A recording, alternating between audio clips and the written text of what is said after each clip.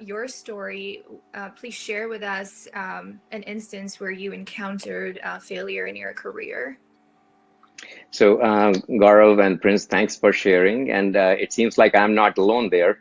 So I have my list of failures here, and I would I would I would share one which is the biggest one and happened pretty early in my career. So I was 23 at that time, just worked for 2 years, and thought, I got bored with the job, and thought I learned a lot, so I should start my own business. And three of my other friends who felt the same, and they also quit their job and then thought of starting the business together. And because we were all had a good background, we thought we went to good school and we know it all. So we decided, okay, we will do something big. We will not do a small thing. We'll start a big business, and we start three line of businesses. And one business was which was focused on direct consumers. The second business was for large corporations, and third was for education sector. And we realized like all three are very different businesses. They need a different sales strategy, different execution strategy, but we still went ahead with it, and we just 2 months, and we secured some really good contracts. But one after 2 months, we realized we missed out a very, very important piece of the puzzle, and it was the finance. So who gonna invest in our business? We didn't know about that. So, and I'm talking about, it was 1997, and at that time you didn't have too many people who were ready to invest in startups. There was no VC and startup culture in India. So we went to banks, and banks also, they refused to give us loans. They said, it's like, what collateral you have? And we did not have any collateral to give away. Then somebody said, hey, you should try some unsecured loans. So we did that. But the problem with those loans were they were like expensive loans. So we are talking about 30-40% a year interest. So we had to take the loans because we all four people quit their jobs, and that was a pride. We need to make it successful now. We started this. So we did it. We just started getting some contracts also, are really large contracts. And we thought we signed such a large contracts, we will start seeing the money coming in. Clients have signed up some payment terms, they will pay us on time. But that was again surprise. So if in India, especially if the people have said they're going to pay you in 30 days, the money doesn't come in 30 days. It comes in 60 days, 90 days, 120 days.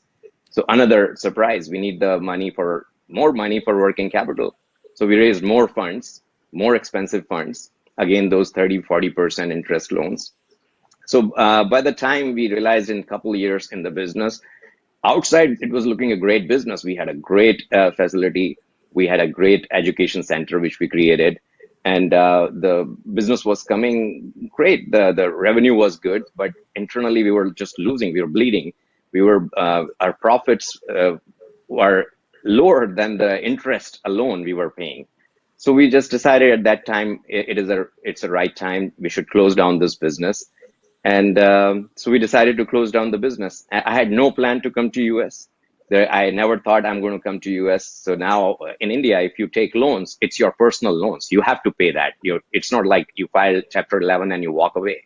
So we had to pay those loans. So all of our partners, they decided we will come to US. We will earn and pay back our loans. And that triggered, and that's what started. That's why I am here in US now. So that's my early, at the age of 23, my biggest and first failure of my career. Thank you for sharing that, Rahul. That was very personal. I did not know that story about you. How did that impact you? How did this experience impact you, and what was the takeaway for you? When we were going through that, it was a tough time. You felt really miserable. Your parents, everybody just had a big expectations from you, and you failed. So it was not the right moment at that time. But when I look back now, I'm really fortunate to have that experience at that early age. So it taught me like it will take me 10 years to learn if suppose I did not have that experience. And any success I have right now, I would just because of that failure I had it early. And another thing is like, I don't think so anybody, a successful person I know in my network who has not faced any failures. So everybody has gone through those failures. Some of those failures are because of your mistakes or some small errors you made. Some are like situational. Think of today. It's a COVID situation. People thought their business, they have a strong business model, and they lost everything. They lost those businesses. They are closing down the business. So there are going to be situations coming in and you will fail. It's part and parcel of life. So you have to accept it. As Prince said, you got to accept that, and you need to use that as a learning. And if you don't use it, the learning from that, that means you are not growing. But if you start learn from those and use those learning for your future work or experience, that'll be great. Another important piece, which when you are successful, you have lots of friends around you. Everybody wants to be friends with you. But when you are failing, you are alone there. And then very few people who really care for you, they'll be your friends. And you need to stick around with those people, whatever it takes. And one of them is my partner, Yogesh. He was my partner at that time in that business. He's my partner now in this business. So and partners also, I made a good relationship with those people. So you stick around with the people, they are there with you at your failure. Second is, you just need to, if you are planning to start your own business, you should know where the money is going to come from. Is there somebody who's there who's going to pay for or invest in your business? And you should not take too many things at once. You take one thing, do it good, and then expand the business.